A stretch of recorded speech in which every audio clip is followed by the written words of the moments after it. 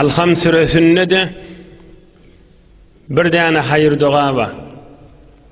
Ol hayır dua da ihdinas sıratal mustakim. Hudaya ak yollu biz gayim duroylu deydik. Hudaya ak yollun biz toziyamayilliydik. Ey cemaat, şuurunda şu alhamda da birce dua var.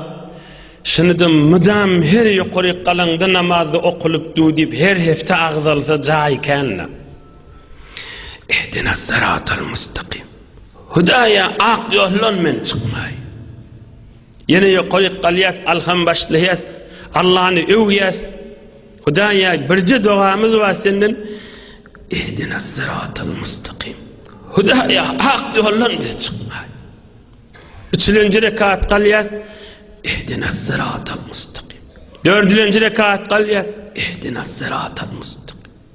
10 rekat, 1000 rekat neçe oku? İhdina sıratal mustakim. Hudaya ak yollun biz çıkar.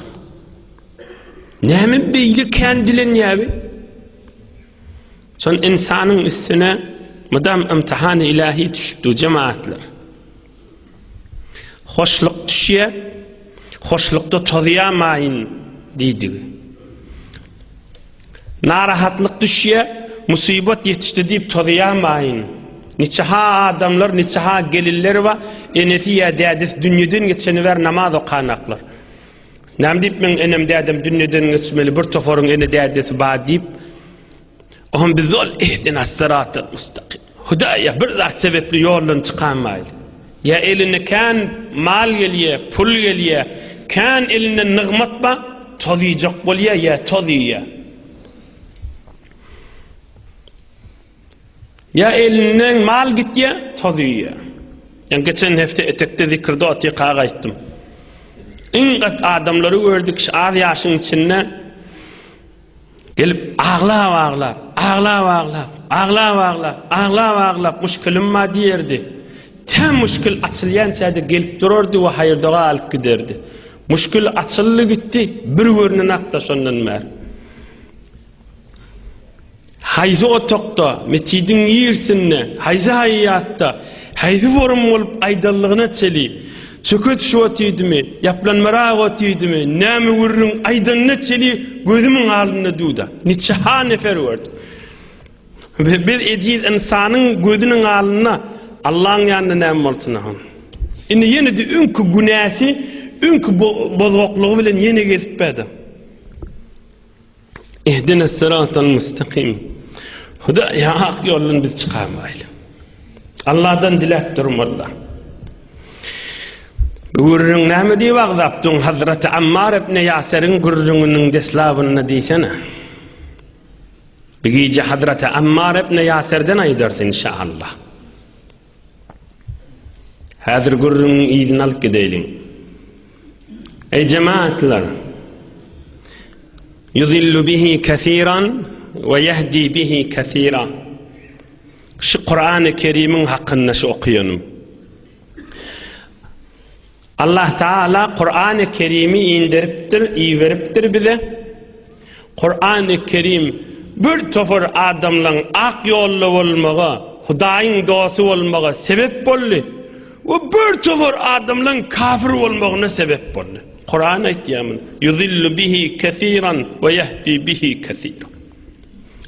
Kur'an'a kabul edip, Kur'an'a amel edip, Kur'an'a mehabbet eden adamlar näçe kan amel etti, kan mehabbet etti, asman gitti. Ve näçe Kur'an-ı Kerim'den daş bolanna ine bir de ýoldan çykdy. Hudaýyň imtihanı haşy. İhdinas sıratal mustakim.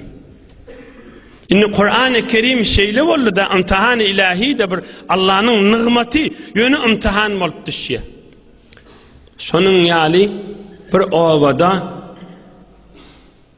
ovada, bir şäherde, bir ýurtda, bir milletin içinde bir peýgamber bolsa, bir Allah'ın iýberen nebi we mursel bolsa, o da imtihan-ı ilahidir.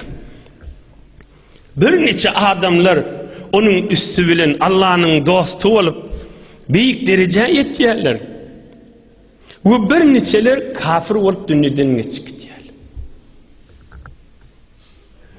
Peygamberlerden soňramda bir neçe awalarda, bir neçe şäherlerde, bir neçe milletin içinde Allah'ın bir dostlarının bir veliliğin biri, bir Hudaýyň dostunyň biri bolýar.